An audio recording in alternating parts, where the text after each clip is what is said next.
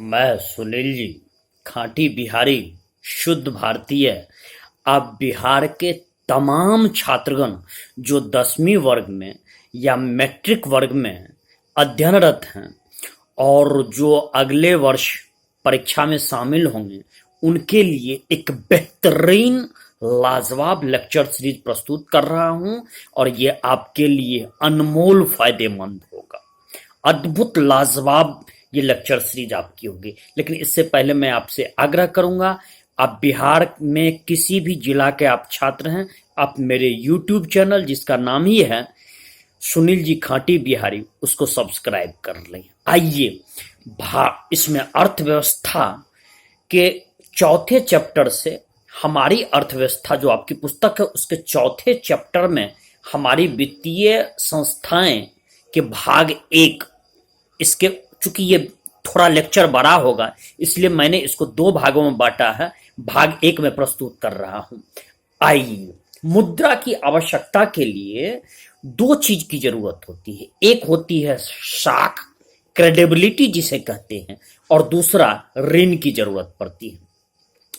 चाहे आप कितने बड़े से बड़े उद्यमी हो, लेकिन कभी न कभी उनको ऋण लेने की जरूरत होती ही है। वो सिर्फ अपने रुपए और अपने ही पैसे के बदौलत बहुत बड़ा साम्राज्य खड़ा नहीं कर पाते हैं, और या कुछ और भी उनको बढ़ाना है तो उसके लिए उनको जरूरत पड़ जाती है ऋण के लिए। तो उसके लिए वित्तीय संस्थाएं लाजवाब भूमिका निभाती है, मददगार की भूमिका निभाती है। उनके लिए पग पग पर अप्रत्यक्ष रूप से आर्थिक सहायता के लिए वो तैयार रहती हैं। वित्तीय संस्थाएं के बारे में अब जरा हम लोग जाने समझे कि हमारे देश की जो वित्तीय संस्थाएं हैं वो उद्यम, इंटरप्राइज जिसको अंग्रेजी में कहते हैं, और बिजनेस जिसको व्यवसाय हम लोग हिंदी में कहते हैं, इसके वित्तीय आवश्यकताओं की पूर्ति करता है। और ऐसे ही संस्थाओं को हम लोग वित्तीय संस्था कहते हैं। तो वित्तीय संस्था ऐसी संस्थाओं को कहते हैं जो आर्थिक विकास के लिए उद्यम, इंटरप्राइज और व्यवसाय को वित्तीय आवश्यकताओं की पूर्ति करता है।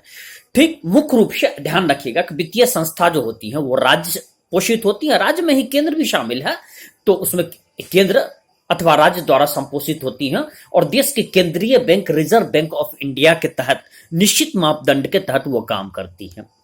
आइए, सरकारी वित्तीय संस्था तो जैसा कि नाम ही है सरकारी, तो सरकार द्वारा स्थापित और संपोषित वित्तीय संस्था जो होती है, जैसे कि स्टेट बैंक ऑफ इंडिया हुआ, सेंट्रल बैंक ऑफ इंडिया हुआ, पंजाब नेशनल बैंक हुआ, ये सब आपको सरकारी वित्तीय संस्था है। सरकारी जिसका नियंत्रण, जिसमें केंद्रीय भूमिका सरकार निभाती है। और दूसरा है अर्ध सरकारी वित्तीय संस्था, सेमी गवर्नमेंट फाइनेंशियल इंस्टीट्यूशन, ऐसी वित्तीय संस्था जो सरकार के केंद्रीय बैंक के निर्देश के तहत काम करती है, मापदंड के तहत वो काम करती है, समाज में लोगों की वित्तीय आवश्यकताओं को पूर्ति करती है, लेकिन उसमें केंद्र सरकार महत्वपूर्ण वो भूमिका कहिएगा वो नहीं निभाती। वो सिर्फ गाइडलाइंस बना देती है, लेकिन उसमें आपको कई सारे मल्टीपल उसमें स्टेक होल्डर्स भाग लेते हैं। तो भाग लेते हैं जैसे क्षेत्रीय ग्रामीण बैंक हुआ, बिहार राज्य कोऑपरेटिव बैंक हुआ। इसके बाद एक जो अगला हम लोग को पद जानना है, टर्म जाननी है, वो है सूक्ष्म वित्तीय संस्था। सूक्ष्म जैसा नाम से ही है, सूक्ष्म, सूक्ष्म मीन्स की छोटी। तो छोटे पैमाने पर गरीब जरूरतमंद लोगों को स्वयंसेवी संस्था के माध्यम से कम ब्याज पर आपको साख और ऋण की व्यवस्था करने वाले सूक्ष्म वित्तीय संस्था कहलाते हैं। इसका प्रयोग बांग्लादेश में खास करके मोहम्मद यूनुस जो कि प्रोफेसर भी थे, और उन्होंने प्रयोग किया, और ये बहुत ज्यादा बांग्लादेश को आगे बढ़ाने में इसकी महत्वपूर्ण भूमिका रही, और इसके लिए इनको नोबेल पुरस्कार भी मिला था। वहीं से ये आपको स्वयंसेवी संस्था ख्याति पाई और पूरे विश्व में स्वयंसेवी संस्था का एक अलग महत्व स्थापित हुआ। पहले स्वयंसेवी संस्था को शायद रिकॉग्नाइज्ड रूप से नहीं जाना जाता था, लेकिन इसके बाद जाना जाने लगा। तो अब आइए कि वित्तीय संस्था के कितने प्रकार हैं, काइंड्स ऑफ फाइनेंशियल इंस्टीट्यूशन, कितने प्रकार हैं? तो वित्तीय संस्था मुख्य रूप से दो प्रकार के होते हैं। कितने प्रकार के? दो प्रकार के। कितने प्रकार? दो। आई तो वित्तीय संस्था में दो प्रकार, पहला हुआ राष्ट्रीय वित्तीय संस्था नेशनल फाइनेंशियल इंस्टीट्यूशन, और दूसरा हुआ राज्य स्तरीय वित्तीय संस्थाएं जो स्टेट लेवल फाइनेंशियल इंस्टीट्यूशन। राष्ट्रीय वित्तीय संस्थान होता है जिसमें आपको जो देश के लिए वित्तीय और साख नीतियों का निर्देशन और निर्धारण करती है, उसे हम राष्ट्रीय वित्तीय संस्थान कहते हैं। इसके दो महत्वपूर्ण अंग हैं, एक है भारतीय मुद्रा बाजार और इंडियन मनी मार्केट अंग्रेजी में कहेंगे, और दूसरा है भारतीय पूंजी बाजार, इंडियन कैपिटल मार्केट। भारतीय मुद्रा बाजार है भारत के अंदर ऐसी मौद्रिक बाजार जो उद्योग और व्यवसाय क्षेत्र के लिए अल्पकालिक,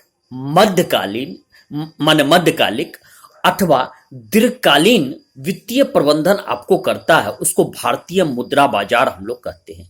शॉर्ट टर्म के लिए भी कर सकता है, मिडिल टर्म के लिए भी, मान लीजिए मिडिल टर्म माने कि 2 वर्ष, 4 वर्ष, 5 वर्ष के लिए, या दीर्घकालीन 10 वर्ष, 15 वर्ष, इसके लिए ये जो आपको कर उसको भारतीय मुद्रा बाजार कहते हैं।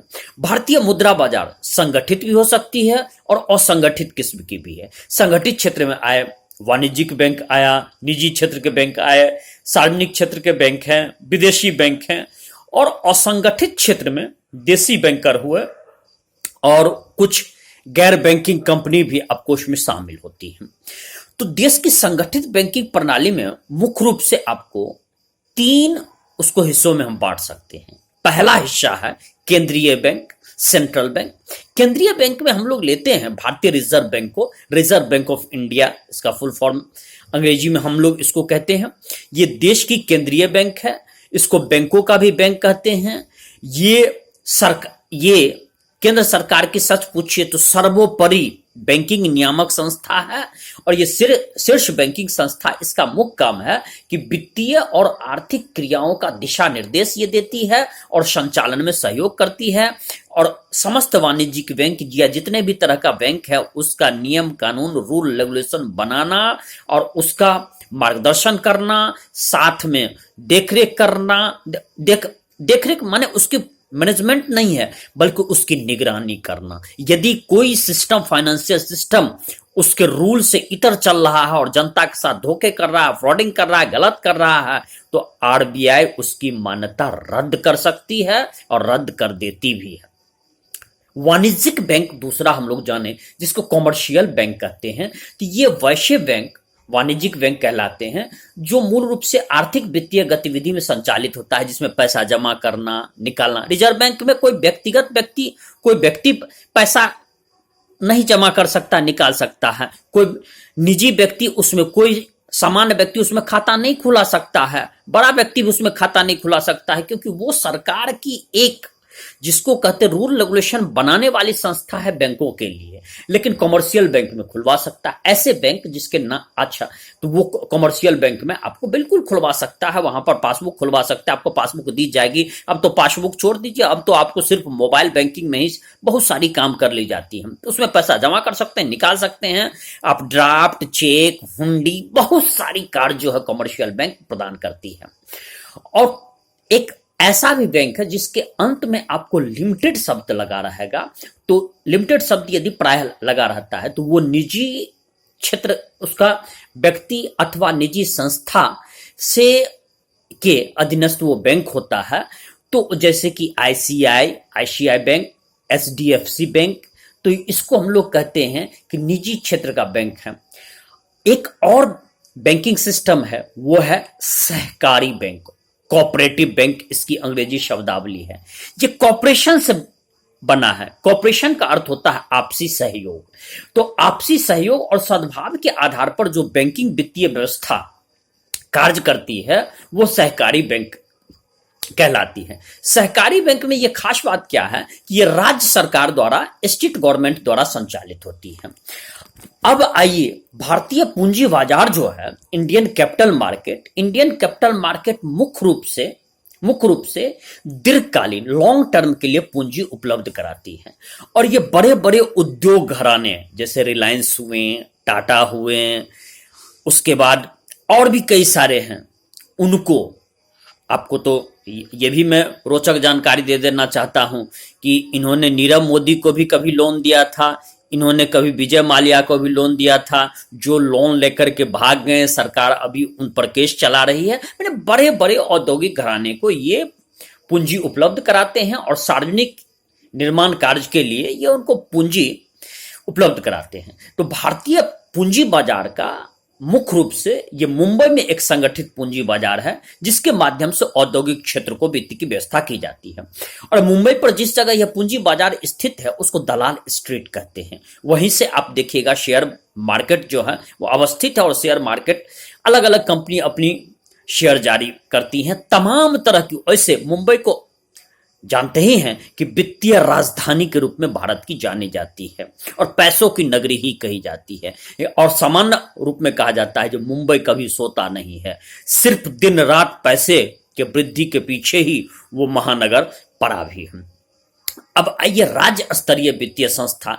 तो राज्य में मुख्यतः दो प्रकार की वित्तीय संस्था है। एक है गैर संस्थागत नॉन इंस्टीट्यूशनल, जिसमें महाजन, सेठ, साहूकार, व्यापारी, रिश्तेदार आते हैं। और दूसरा संस्थागत इंस्टीट्यूशनल, सहकारी बैंक हुए, भूमि विकास बैंक हुए, व्यावसायिक बैंक हुए, क्षेत्रीय ग्रामीण बैंक हुए, नाबार्ड हुआ, ये सब बैंक आपको आता है वो इंस्टीट्यूशनल, जिसका इसको हम कह सकते हैं कि इसमें आपको सरकारी रूल रेगुलेशन के कुछ अंश आपको निश्चित मिलेंगे, कुछ अंश बल्कि कि सरकारी रूल रेगुलेशन का अंश उसमें शामिल होगा ही होगा।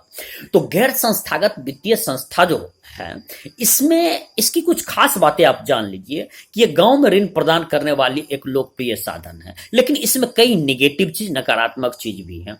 इसमें ब्याज की दर काफी ज्यादा होती है, ये इनफॉर्मल होती है, और यदि समय पर ऋण अदायगी न किया जाए तो उस स्थिति में काफी कष्टकारी होता है। क्योंकि यदि आप किसी सेठ साहूकार से आप यदि कर्ज लेते हैं, गांव में तो ऐसा है जो 5 रुपए सैकड़ मीन्स 100 रुपए पर आपको एक महीने में 5 रुपए का इंटरेस्ट आपसे लेगा। आप समझ सकते हैं कि कितना ज्यादा इंटरेस्ट लिया जा रहा है। यदि 100 रुपए का आपने यदि साल भर में न दिया तो 60 रुपीज आपको उस पर इंटरेस्ट ले लिया जाएगा। आप समझ सकते हैं जी ये कितना कष्टकारी है। 1000 रुपए आपने लिया और यदि साल भर ना दिया तो 600 रुपए उसमें ऐड हो जाएंगे ये। और उसके लिए जेवर बंधक रखे जाते हैं, जमीन बंधक रखे जाते हैं, बहुत सारे चीज लिए जाते हैं। और उसको प्रायः ऐसा होता है कि यदि ऋण लेने वाले यदि उसको ना चुका पाते हैं तो उनका जेवर, जमीन, ये सब घर मकान, ये सब बंधक लेने वाले उसको अपने नाम के ऊपर कर लेते हैं, जब्त कर लेते हैं। ये कष्टकारी होता है, इसलिए इनफॉर्मल होता है।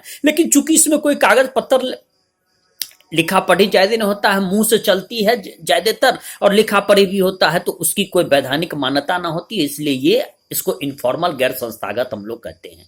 संस्थागत वित्तीय स्रोत जो है उसमें सोर्स ऑफ इंस्टीट्यूशनल फाइनेंस जो है संस्थागत वित्तीय स्रोत, उसमें सहकारी बैंक आता है।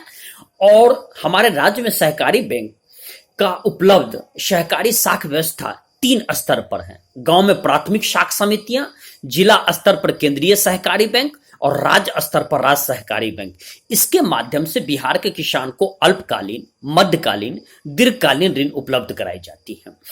और राज्य में 25 केंद्रीय सहकारी बैंक जिला स्तर पर हैं, और तथा उसको हम कह सकते हैं कि राज्य स्तर पर हैं। तो ये आपने देखा कि यह मैं आपको फर्स्ट लेक्चर सीरीज में इतनी ही आपको बतला रहा हूं, और फिर मैं पुनः दूसरी इसकी जो पार्ट होगी हमारे वित्तीय संस्थान की दूसरे भाग में मैं इस चैप्टर को पूरी तरह से समाप्ति आपको कर दूंगा। तो आपसे मैं पुनः आग्रह कर रहा हूं कि आप तमाम बिहार के छात्रगण जो 10वीं वर्ग में अध्ययनरत हैं, आप मेरे YouTube चैनल जिसका नाम सुनील जी खाटी बिहारी है, आप इसे सब्सक्राइब कर लें। ये बिल्कुल फ्री है, चाहे आप बिहार के किसी भी जिला, किसी भी जगह से आप अध्ययनरत हैं, पटना से हो, मुजफ्फरपुर से हो, सीतामढ़ी से हो, बांका से हो, जमुई से हो, अररिया से हो, कटिहार से हो, दरभंगा से हो, समस्तीपुर से, आप कहीं से भी हो, ये बिल्कुल फ्री YouTube चैनल है। आप इसको सब्सक्राइब कर ले, आपके लिए जबरदस्त फायदेमंद होगा। और इसी के साथ मैं सुनील जी आपसे विदा ले रहा हूं, और बहुत जल्दी मैं हमारे वित्तीय संस्था के दूसरे भाग लेकर के मैं हाजिर होऊंगा और आपको वो चैप्टर कंप्लीट कर दूंगा। मैं सुनील जी विदा ले रहा हूं। जय बिहार, जय भारत।